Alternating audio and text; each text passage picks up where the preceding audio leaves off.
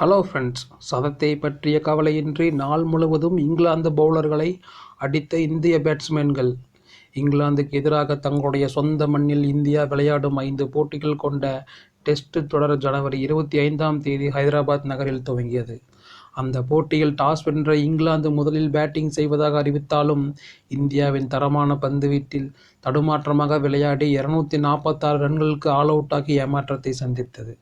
அந்த அணிக்கு அதிகபட்சமாக கேப்டன் பென் ஸ்டோக்ஸ் 70 ரன்கள் எடுக்க, இந்தியா சார்பில் அதிகபட்சமாக ஜடேஜா மற்றும் அஸ்வின் தலா 3 விக்கெட்டுகள் எடுத்தனர். அதைத் தொடர்ந்து களமிறங்கிய இந்தியாவுக்கு கேப்டன் ரோஹித் சர்மா 24 ரன்களில் அவுட் ஆனாலும், மறுபுறம் இங்கிலாந்து பவுலர்களை அடித்து நொறுக்கிய யாஸ்வி ஜெய்ஸ்வால் முதல் நாளிலேயே அதிரடியான அரை சதம் அடித்து அசத்தினார். அதனால் 119க்கு 1 என்ற வலுவான துவக்கத்தை பெற்ற இந்தியாவுக்கு இன்று துவங்கிய 2வது நாளில் தொடர்ந்து விளையாடிய ஜெய்ஸ்வால் சதத்தை நழுவவிட்டு 10 பவுண்டரி 3 சிக்ஸருடன் 80 ரன்கள் குவித்து அவுட் ஆனார்.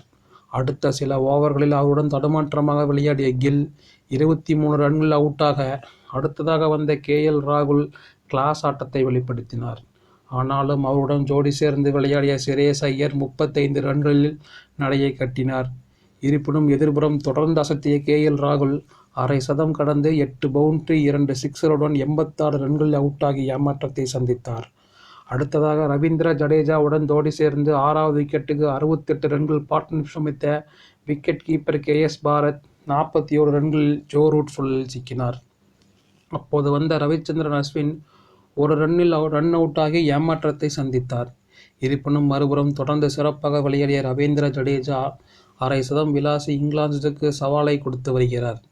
அவருடன் சேர்ந்து விளையாடும் அக்சர் பட்டேல் 4, 6, 4 என அடுத்தடுத்த பவுண்டரிகளுடன் 2வது நாளை முடித்தார். இது குறித்து முன்னாள் இந்திய கேப்டன் மகேந்திர சிங் தோனி கூறியது: இங்கிலாந்து அணியினரின் பேஸ்பால் முறையை நம் அணியினர் தவிடுபொடியாக்கிவிட்டனர். அவர்கள் நாட்டில் வேண்டுமானால் அவை சாத்தியமாகும். ஆனால் இங்கு நிலைமை வேறு.